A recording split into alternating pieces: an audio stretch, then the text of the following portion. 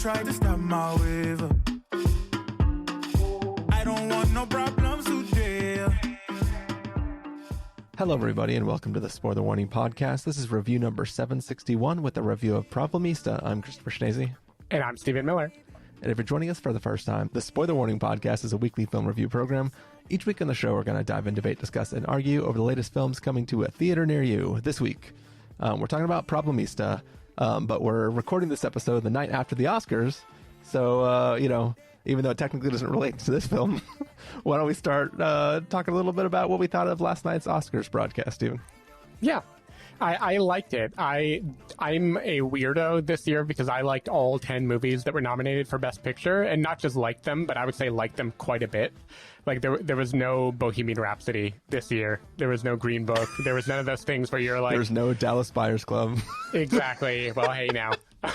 None of those things where you're like, how did this get in the mix? You know, I think all 10, including, as I've gone to bat for on the show, Maestro tends to get a lot of hate. American Fiction, weirdly, has had quite a bit of, not hate exactly, but I'd say that's the other underdog that people have been critical of. And I thought both were great. Like, I was a big fan. In terms of the awards, I think they mostly went with the kind of predictable chalk picks. Like, there weren't too many big upsets this year. Joanna and I went to an Oscar party, and I gave her my safe ballot so I could do like more wild conjectures just for fun. And Joanna won like the whole party by a pretty sizable margin. Nice. So nothing was that different than what people predicted, basically. Emma Stone winning, totally deserved. Feel happy for her. I was really bummed that Lily Gladstone didn't get it. And in general, I wanted Killers of the Flower Moon to win a bit more. And otherwise, I think like Barbie should have at least gotten production design. Like, I get that Poor Things looked amazing, but come on, Barbie was like production design that earned $1 billion. I don't know. There was something that felt odd to me about that, but overall, I had fun. Especially when you consider like the performance of I'm Just Ken. Yeah.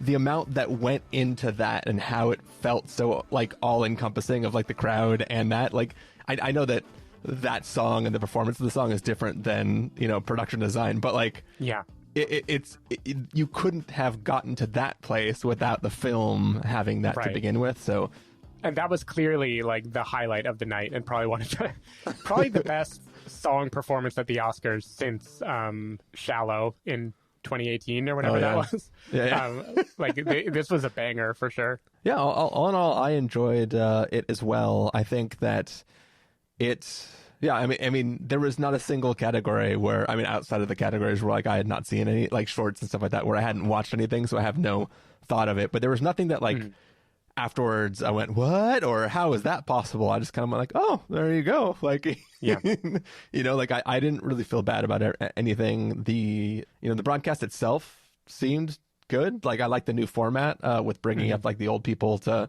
not old people, well, in some cases old people, but past winners to sort of like pump up the people who are nominated. I think that was a good format. And like all in all, I was like, that was a pretty good Oscars. I felt a little spoiled by that format because the first time they did it, it was amazing. Like, all the supporting actress past winners honoring the current ones. They like knew them personally. They were making them cry. They were saying really heartfelt things. And then in future ones, it started to be like, I don't think these people watched the movie. Like some of the things they were saying, it was like, I don't know who wrote this, but I don't think anyone who watched the movie would use this adjective to describe what the person did. I don't remember exactly, but like someone called someone transformative, where I was like, really?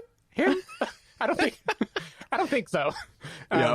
Honestly, that is my nightmare. Like, being in any situation where like I have a canned thing and somebody else is like, I just wanted to congratulate you on like everything you've accomplished, because like you almost died 7 times last year, and just the fact that you pulled through and now you're winning this award is like, it really shows how hard you try. And then it's my turn. I'm like, you're a good dude.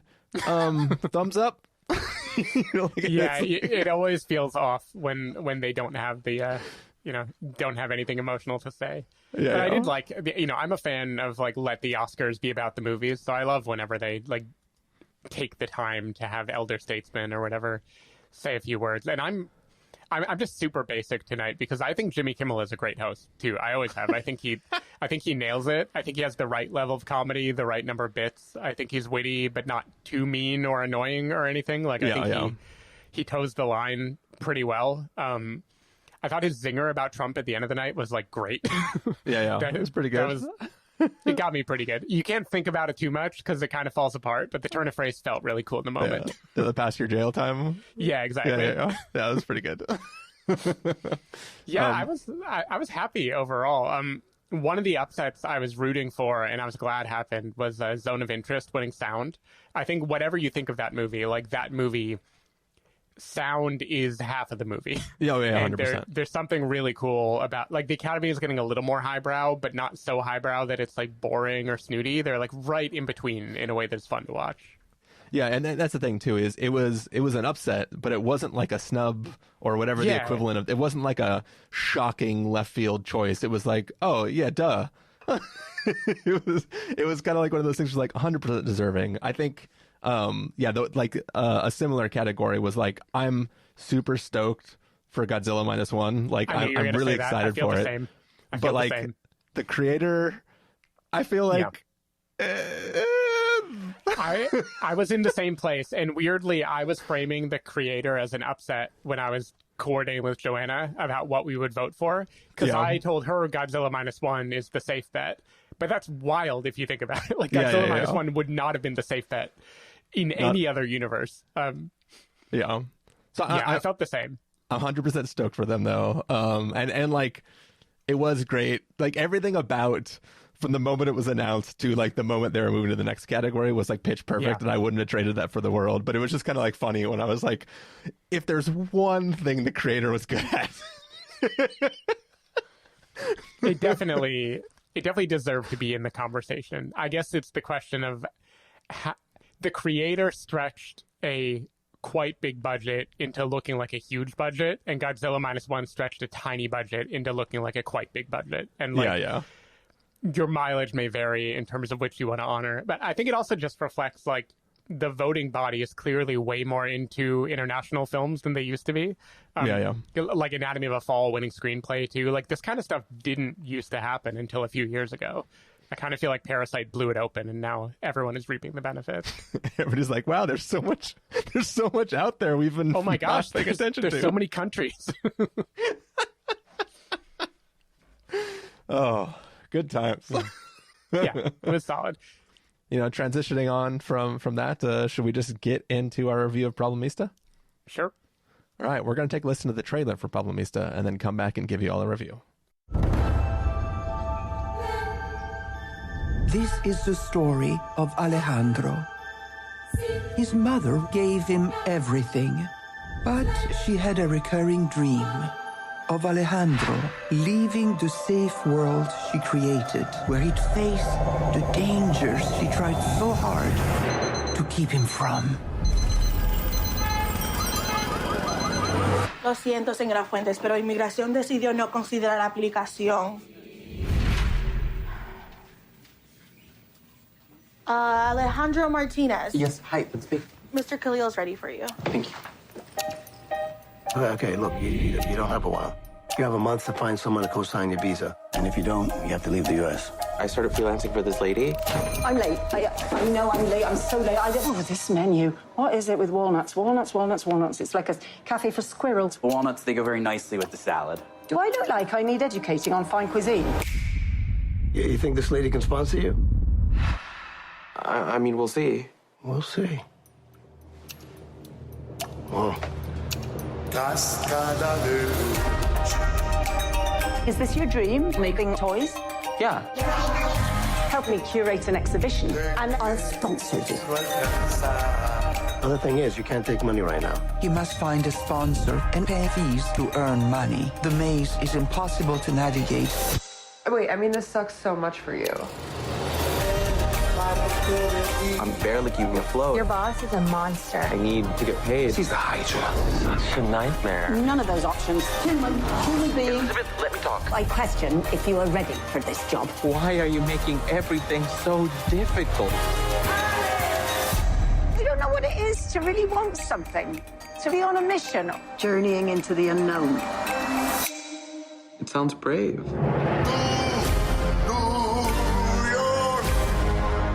It's so simple, Alejandro. This is it. The sky's the limit.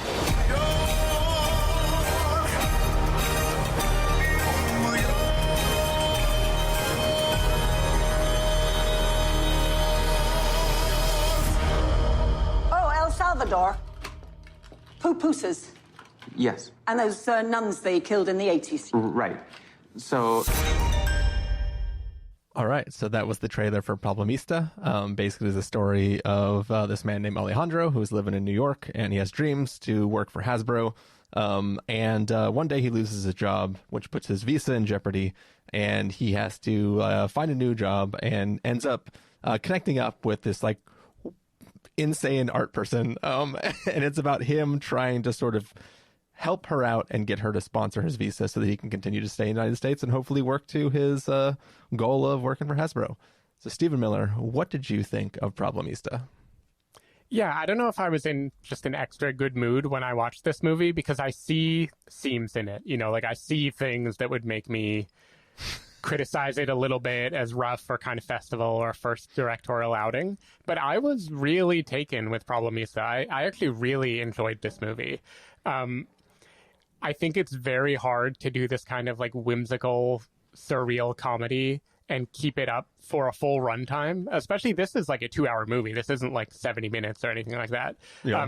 And I think it always keeps your attention. It is very much Julio Torres's like singular vibe. And I think the movie works overall.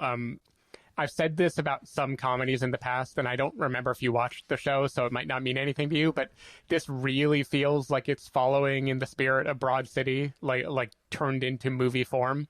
It has like the New York-based kind of absurd sketch comedy, kind of plot-driven, also has a beating heart underneath the surface. It literally even rips at least one joke about a Craigslist ad to clean a house, like directly from the Broad City pilot, but that's fine. Maybe this actually happened. You know, who am I to judge? But beneath all the silliness, I think it's actually a really kind of charming ode to a persistence that I do not possess and makes me cringe to even think about, which is people who are willing to be an absolute pain in the ass to get their way. And I feel like the movie is kind of saying, for all the narcissism and terribleness about that way of life, sometimes if you can point those people in the right direction, they're the only thing that can beat a broken bureaucratic system that is intent on fucking you over. And in this case, it's the immigration system. And I thought that just the combination of like the classic fun digs at hipster living in New York and the glamour of the city versus like the not glamour of actual everyday life, that paired with this story of Tilda Swinton's like unbelievable "may I speak to the manager" monster in the movie, it just really worked for me, and I found it actually really kind of lovely and special and interesting. And yeah, I liked it a lot more than I was expecting to going into it. And I think it tells an interesting story about some of the ridiculousness of our immigration process. Like, you need $6,000 to apply, but you aren't allowed to work until you have the visa. So the only way to get money is to already have money or ... under the table. Don't tell anyone. And it had so many things like that it just visualizes as like a maze or an impossible series of challenges in a way that it isn't doing anything like shocking or outrageous, but I just thought it was a really lovely, cohesive movie from beginning to end. So yeah, I like Problemista a lot. Cool. Yeah, so when I first saw the trailer for this film, like, if I'm honest, like, I wrote this off immediately. You know, like, something about that the first time I watched it, I don't think there was a teaser and then a regular trailer. I think there was just the trailer. But to me, it felt like somebody's personal project, them doing a thing that is specifically for themselves, and, like, you're either gonna come along for it. But it felt like everything wrong with indie cinema, right? Yeah. All wrapped into a thing that's like an inside joke for one person. And, you know, I was kind of like, I probably am not going to see this movie. But like, you know, I kept seeing the trailer before everything else that I was seeing at Alamo, and like it slowly started to grow on me a little bit. And I was like, all right, maybe my first like gut reaction to this trailer was not fair to this film. Maybe, you know, maybe everything will be fine. Jamie wanted to see it. We're like, cool, we're gonna go see Problemista. You know, it was the thing that was coming out this weekend. We're like, okay, cool, let's go do it. So I went in to see it, and I was, you know, by the time I got to the theater, I was like at least open to the idea of liking this film. And the one thing this film taught me is sometimes maybe you can judge a book by its cover. Oh, okay. I didn't hate this film. I just found it a little, I felt vindicated, let's just say that. Like, my gut reaction to the first trailer was exactly what this film gave me. And I think that, like, you talked about seeing seams and stuff like that in this film, and like I couldn't not see the seams, right? Like for me, the humor, it was just a little too cute. And when I say cute, I don't actually mean cute. I mean like, you know, like too clever by half, sort of. Like it felt like it was, I am trying to be indie. I am trying to be like playing in this world of everything is like, you know, when something's happening, I'm visualizing it because isn't this cool and kitschy, right? Like that's what it felt like to me. And to me, I found the film quite grating. Like though, like, you know, Tilda Swinton's character is quite literally one note. And it either works for you or it doesn't. And for me, it kind of wasn't like our introduction to her first bout of erratic behavior is her tapping on a screen because she can't find a photo. And the way she taps on it, in my head, I'm like, you have to have that be a video or something so that you can't actually produce, you know, like the way it didn't feel like somebody even interacting with being confused with a piece of technology, right? It was just like, this is a bit where I'm ad-libbing, but the most I can do is go, oh, I can't find the photo. It's always out and in and out. And I just, like, something about that, like, you're laughing right now because... I am, because it's funny, because it's absurd, and that's the point. yeah, but it's like, it's absurd to a level in which it's not like, this film is just weird. And sometimes I can vibe with the weirdness of it. And this feels like it's somebody active, like, let me take everything I've written and see where I can make it more weird, and not in like a Lonely Island kind of way or something like that, where it's like, it's a joke that is made set in a reality. This is like, there's never a reality. There's only the joke, and like everything is hyper real. And I feel like, you know, there's moments of time where you have voiceover talking about how hard it is to actually deal with like your visa situation. I feel like this film is so unconcerned with actually telling that story. To me, it feels like having a problem with a visa is the playground for which this film is playing in, not the story that we are being told. You know, like if this was a actually serious story about this guy trying to get a visa and how hard that is, and on top of that, there was humor and levity thrown in throughout, and you actually feel for the lengths this person's trying to go. But every single thing that's introduced feels like a joke at the expense of being a reality for this person, this character. And I know that like all this stuff is like actually stuff people have to deal with, but like there is literally a point, the entire story is, can I find a job where somebody can sponsor me? And there's a part in this film, minor spoilers, where somebody other than the person he wants it from says, how about you just take this job and I will sponsor you? But the character never even for 1 second is like, oh, great.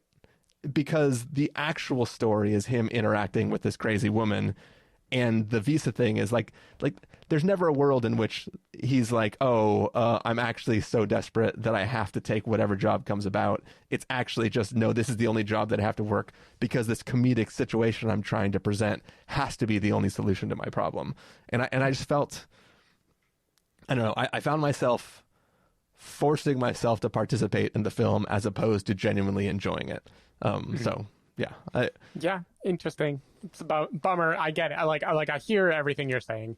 The moment you even talk about, to me, I liked that, because to me the story isn't, like you said, the story isn't how will he get his visa. The story is a person who is used to being passive, who's a wallflower, who at the beginning of this movie, minor spoilers, but it happens in the first like 10 minutes, Alejandro gets fired from his job. And he has this very awkward meeting with his boss, where he sits down to her and she informs him that he's fired. And he very kind of gently tries to be like, but I didn't do anything wrong, so shouldn't I get a chance? And she just does it. And then he thanks her, thanks her for the wonderful time and walks away awkwardly. And the plot of the movie is him going from that into being someone who believes in his own vision and who supports himself. And immigration is like an aspect of that, because I think the movie is saying when you are kind of invisible, as an immigrant might feel in the country, like at the mercy of other people, you kind of want to let everyone walk all over you. And the arc of the movie is him learning to fight back. And so the switch that you're talking about where his problem would be solved, from then on, he is not motivated by, can I get a visa? He's motivated by, I'm fighting the monster. Like, I'm fighting back against this thing. And I liked that part. Like, the reason right after that scene, he has a moment when he chews out Tilda Swinton on the phone. And the reason he can do that is he's no longer helpless, right? Like, he now has options. And from options, he finds the voice or whatever to actually get his way and get through to her. That was at least how I read it. So it's fine. You're making a face. What's funny is like the things that I want to talk about. Like, I don't think this film is worth having a spoiler segment for, but there's some things that I want to say that like require it.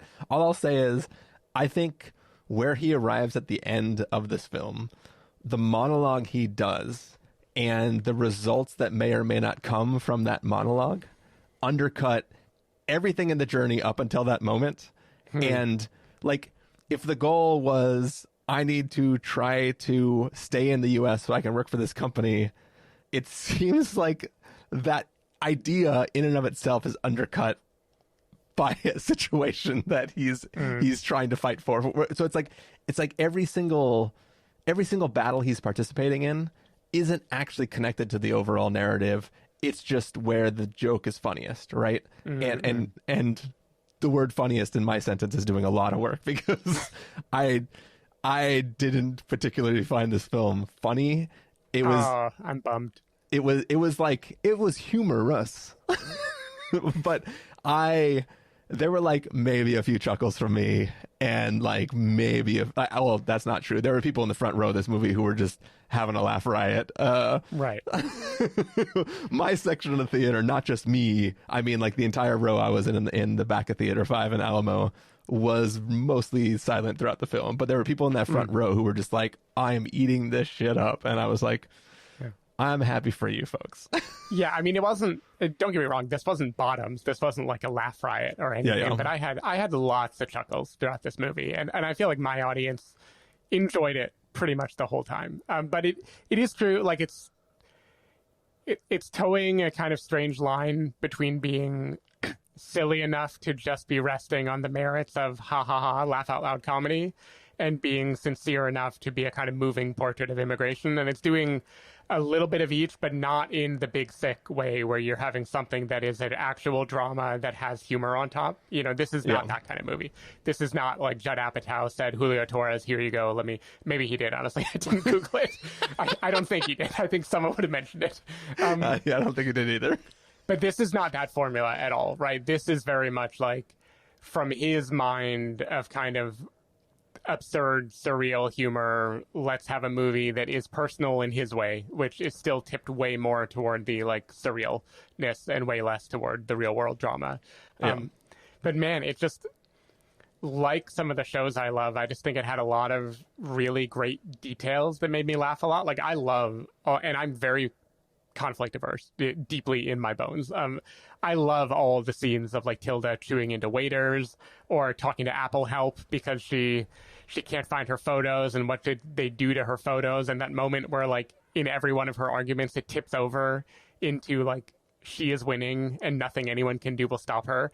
I think it had just a lot of humor there. I loved when she's freaking out, the camera keeps doing close-ups to things in her room that are like evidence of the kind of person she is, like a high-heeled shoe with an iPhone cord wrapped around it. Stuff like that I just found very very amusing. FileMaker Pro That's a real thing. I didn't know it was a real thing. I Googled afterwards. I've used FileMaker Pro. Oh, Steven, really? I actually know FileMaker Pro. Wow, you're the one. Oh, no. I assumed they made it up for the movie. I couldn't have imagined. No, yeah. That's we used it at my first job. Nice. Okay, wow. So you might be the expert on this movie, actually, because no one in this movie knows what it is. That was one of the things, too, when I was like, it's so oddly specific. Like, clear, like, that's one of the things where I was like, that is the most specific joke that, like, works on you because you just assumed it was, like, a thing that was made up. Yeah. But, like, to me, it's like, who hurt you? like, who made you use FileMaker Pro at one of your previous jobs? I mean, clearly someone did. I mean, probably what happened is the inciting incident that has to do with plugging and unplugging things. It was probably in real life a FileMaker Pro accident, and that's how he lost his job. Yep. I can see it. Yeah. But yeah, I don't know. I could go on. There's a personification of Craigslist, which I like, which you probably didn't. There's just lots of stuff that was right up my alley. And I can't stress this enough for people who did watch Broad City. This feels like it could easily be like a 90-minute Broad City episode. And you probably shouldn't watch it because clearly you would not be into it. But yeah, I'm a fan. I like it. I like the cast. I like Riza, Greta Lee. It's great to see her again. That is one of those scenes where you know what the punchline is going to be, like, immediately. Yeah. But I still enjoyed watching it. That's one of the times that I chuckled. Okay, good. That was pretty good. That was good. Yeah, you can see it coming a mile away, but they play it so well in that, like, whatever. Everything is heightened. You know, it's extreme. The emotions are very extreme, and then the joke undercuts it in a way that it is different from a normal comedy. Like, it's clearly tuned to whatever Julio Torres is into, but I'm into it too. I was a fan. My thesis for the movie, I guess, if I needed one thing that it's about, is the character of Alejandro and Julio Torres' comedy. Probably, I haven't actually seen anything he's created other than him, like, showing up in different things, and I think we saw him at Oddball Comedy Fest or whatever that thing in SF is one time. Oh, did we? Yeah. He was in one of the things, and I think you were with me. He was in Together as well. Yeah, I remember that was a great scene with him as, like, the barista. From barista to Problemista, it's just exactly. But I feel like he and Alejandro, they care about flawed people and flawed things and ideas that are kind of askew, right? Like toys that have this, like, weird element to them, or people like Tilda Swinton who are off in some way, or his own worldview is kind of off and different and interesting. And the movie is like, embrace that part of yourself, be a little bit of a narcissist, march to the beat of your own drum. And I get that it sounds super cliched when I say it like that, but I feel like as a total movie, that is the victory. And I know what you're going to say, and we won't go into spoilers, but the victory is he doesn't do the thing that just solves the problem. He does the thing that solves the problem the way he dreamed he would be able to solve the problem. And that is about the vision and sticking to it, basically. And I liked it. Speaking of vision, this film is bookended by allusions to a vision. And I feel like the intro is reverse engineered by it doesn't feel like a true symbolic. It's like I, as a character, recreate this thing to attribute significance to a thing that I had no understanding of before the moment I attributed it to. So there's something about that was like emotionally in the moment, it worked for me. Like with the music going and the people and like the face of the actor in that scene, like it was 100% working on me. And I'm like, what the fuck is happening right now? Why am I emotionally caring about this suddenly? That's how I felt about the whole movie. Like that feeling is exactly how the whole movie struck me, where I was like, this is so silly. And why am I feeling things? I'm feeling things. Maybe I needed to watch this like Memento, where I start with that scene and just go exactly, back and then work 10 your way minutes back at a time, and then I'm like, holy shit. by the time I arrive at that first scene, I'm just like, this movie's brilliant. Yeah. Give this man an Oscar. The closest comp I can give, which most people will see as damning, if anyone even remembers this movie, is that that Zoe Lister-Jones Sundance movie, How It Ends, that we watched like deep in the pandemic. If you remember that, the person walking around waiting for the end of the world, and it basically was like a bunch of sketch comedy. I remember the movie. My was because I actually genuinely like that movie. I know. Well, that's the thing. Most people hated that movie. Yeah. like we were weird, but I loved it because it's just like, this is a sketch vibe dragged out to feature length, and I'm having fun, and it's playing with so many different ideas, and God bless it for that. Yeah. And that's how I feel about this one too. So if I can use that comparison, to me, what that film did was start with a premise and extrapolate out from there. This film feels like it started with an idea and just ignored that idea once it got going and just went with its own jokes. Like, it's not every scene is required to actually be about like this immigrant experience, right? Like, it's actually just the backdrop for like where the story starts, and it's like, let's just go with it, and isn't it funny that the premise was there, but now I'm just doing my next beat. But like that other film was always about that, and instead of being an inside joke between one person and themselves, it was like the entire cast was like everybody who lives in LA. And all of them were in on the joke, which felt different to me than I guess this film does. I get that part. I would personally disagree with how you view this film as starting with an idea and then once it gets going, kind of forgetting the idea. Like I actually think the idea is pretty cohesive in this movie. Of like, it requires you to believe that the determination that it takes to be an immigrant in this country and decide to keep going even though everything is against you is somehow analogous to or related to the determination of a crazy artist who is trying to keep their thing alive. And it requires you to believe that those are two pieces of one journey. And if you don't, then it feels like it is wildly going back and forth between two subplots. I feel like what he's saying is people who choose to stay here have to be built a certain way. Like, we have to have some tolerance and some belief, a delusion, right, in our own like ability to do things that is unmet by the way the world keeps telling us, get out, get out, get out. Yeah. And I think that is all one idea, but it's a hazier idea. I agree. It's not like as tight an idea as the world is ending. By the way, I was Googling to remember the name of that movie. The imaginary friend, which I think is her younger self or whatever, in that movie, that's Kaylee Spaney. That's Priscilla Presley. So holy shit. Yeah. Isn't that weird? Backing up before that tangent, that is weird. Sure. What I was going to say is, so Stephen, what you're saying is that Julio Torres does not need Tilda Swinton to succeed so that he can get a visa. He needs her to succeed at her like Sisyphean task to justify him Sisypheanly trying to. Yes. Well, and that is why there's that moment when there's no reason for him to help her anymore, and yet he does anyway. Like that's why that makes sense to me. So it's just the master again. Yeah, exactly. This is basically the master. If I can get her to succeed when there's no business for that happening, it means I was not lying to myself the entire time.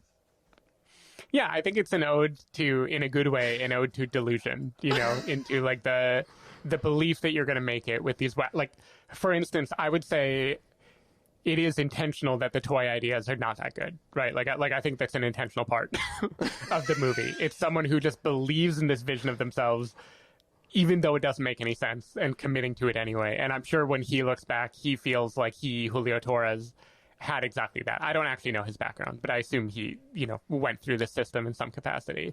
And he's like, I am this queer, absurd, very offbeat humor person, and I came to this country and I started from the bottom and I committed to my weird vision and the world bent to my will, and now I'm going to make a movie that's like an ode to that bending. Except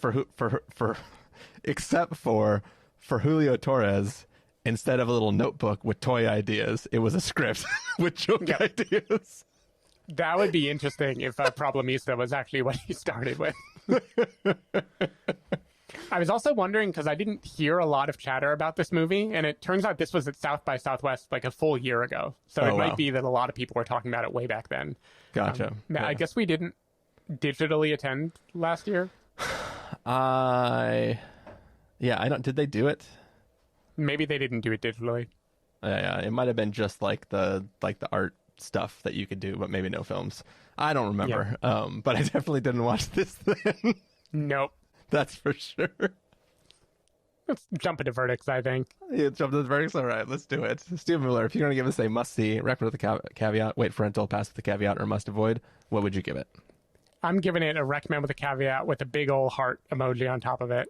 I believe this is rough. I believe this is very much first movie, off the wall type of thing. You know, this is not Oppenheimer.